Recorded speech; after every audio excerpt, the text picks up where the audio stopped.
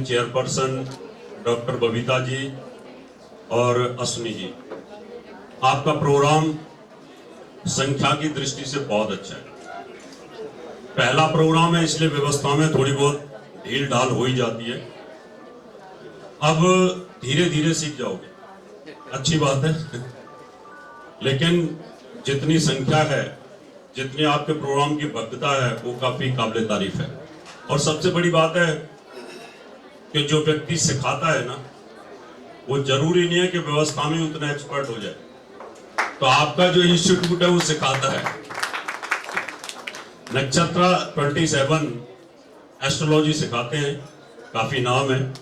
अभी इन्होंने पीएचडी की डिग्री भी दी है, उनको राइट है, सरकार की तरफ से सिखाते हैं। आपको बहुत बहुत शुभकामनाएं, आपका प्रोग्राम बहुत अच्छा। मेरे साथ सामने बैठे हुए, क्योंकि मंच नहीं है यहाँ पर, तो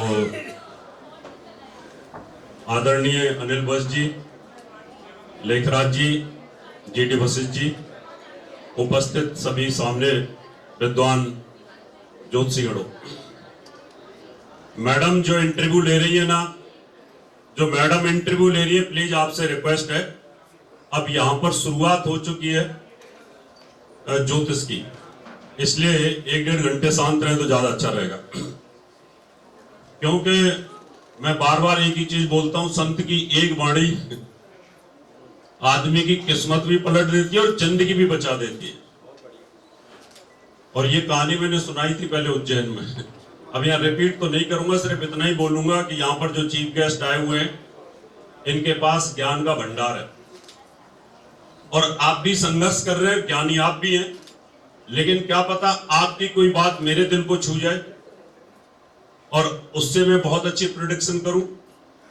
क्या पता वशिष्ठ साहब की कोई बात, लेखराज जी की बात, अब लेखराज जी हस्तरेखा के एक्सपर्ट हैं, ये कि विज्ञान है बहुत बड़ा, उसको निकाल के देते हैं, प्रैक्टिस का खेल है, अभ्यास का क्षेत्र है सारा ही सारा। आचार्य बस जी है हमारे सामने, इतना एक्सपीरियंस है उनका, तो सब चीजों से हमें देखने को मिलेगा। मैं हमेशा अपनी उद्बोधन में हमेशा एक बात रखता हूं कि अब पहले तो हम अकेले चलते थे, धीरे धीरे कारवां बढ़ता गया, फिर सभी विद्याओं के यहाँ पर इकट्ठे होने शुरू हो गए। अब होता क्या है कि लाल किताब वाले अगर प्रैक्टिस कर रहे हैं तो उनका अपना अनुभव है, वो भी बड़ा सटीक बताते हैं। हस्तरेखा वाले विशेषज्ञ हैं, वो अपनी बात सटीक बताते हैं। और वैदिक एस्ट्रोलॉजी जो कर रहे हैं वो वैदिक के हिसाब से करते हैं, और जो केपी वाले हैं वो केपी के हिसाब से करते हैं। रास्ता सबका वही है, भगवान की तरफ। लेकिन पब्लिक प्लेटफॉर्म पर एक आदमी जब 4 जगह घूम के आता है तो वो कंफ्यूज हो जाता है। वो बोलता है लाल किताब वाले ने तो बोला था मंगलिक है ही नहीं, केपी वाले ने कहा कि नहीं है, और वैदिक वाले ने बोल दिया मंगलिक है। मैं गुरुजी 4-5 आदमियों के पास होके आया हूं और कुंडली मिलानी है, अब ये बताओ मंगलिक है या नहीं। आज मैं इस चीज से थोड़ा पर्दा हटाने की कोशिश करूंगा कि हम जितनी भी विद्याओं के हैं जानकार बैठे हैं, आपस में उनका कोऑर्डिनेशन अगर है तो मैं दावे के साथ कह सकता हूं कि ज्योतिष का रास्ता सबके भविष्य अच्छे के लिए की तरफ जाए।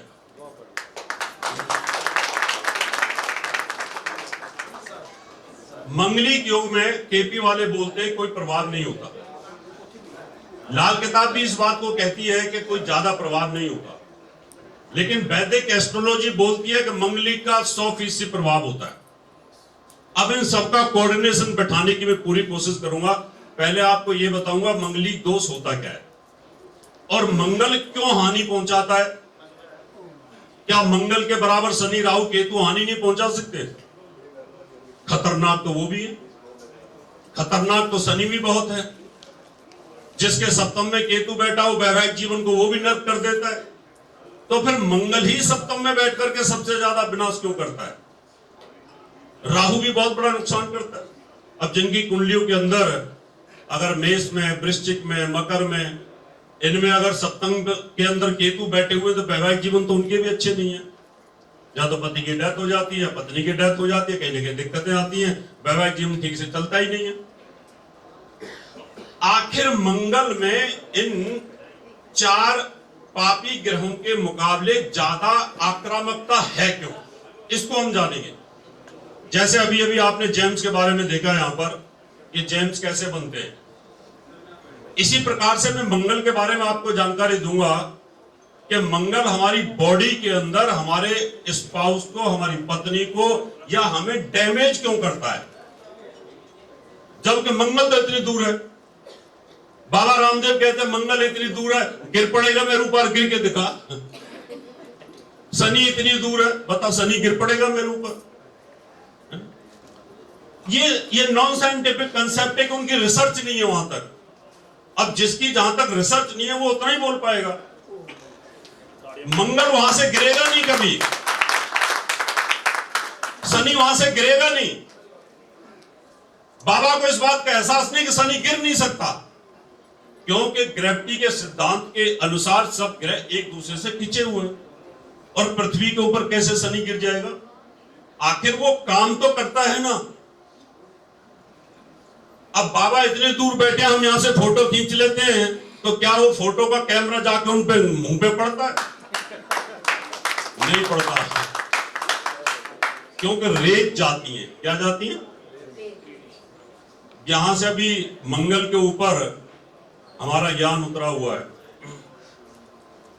यहां से फोटो खींच रहे हैं, वहां से फोटो यहां आ रही है तरंगों के माध्यम से ना।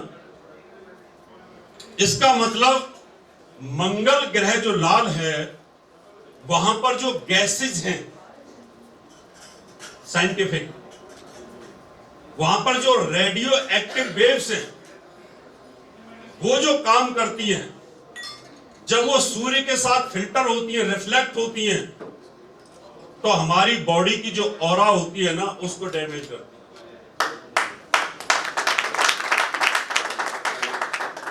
इसलिए मंगल मंगलिक दोष में अपने स्पाउस को खत्म करता है।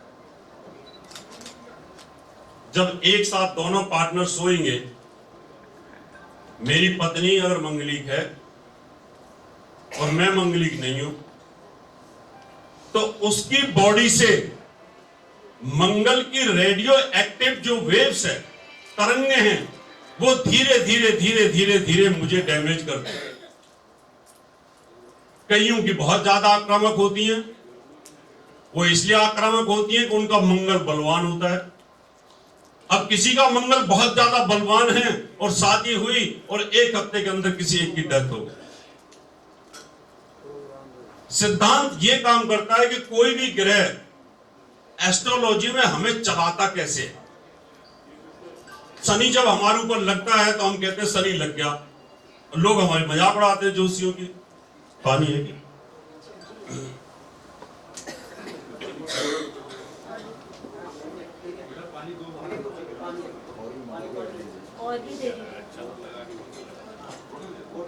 वो मजाक उड़ाते हैं कि शनि लग गया। कहां लग गया दिखाओ। आप लोगों को मैं इसलिए समझा रहा हूं कि आपके साथ ये बीतती होगी। बहुत सारे लोग, अब मैं डिबेट में बैठता हूं, टीवी डिबेट में, तो वहां वैज्ञानिक इन बातों को पूछते हैं कि दिखाओ कहां लग गया। मैं कहता तुम मूर्ख हो, तुमने इस बात को समझा ही नहीं। हमारा वेद कहता है कि मंगल के ऊपर जीवन है। 2009 में या 12 के आसपास जब मंगलयान 2012 में गया था, उस टाइम पर डिबेट चल रही थी।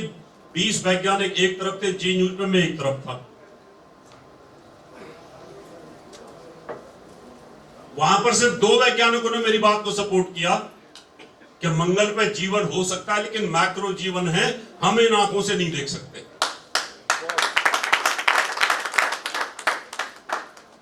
जब कुंडली के अंदर मंगलिक योग जिन भागों में बनता है,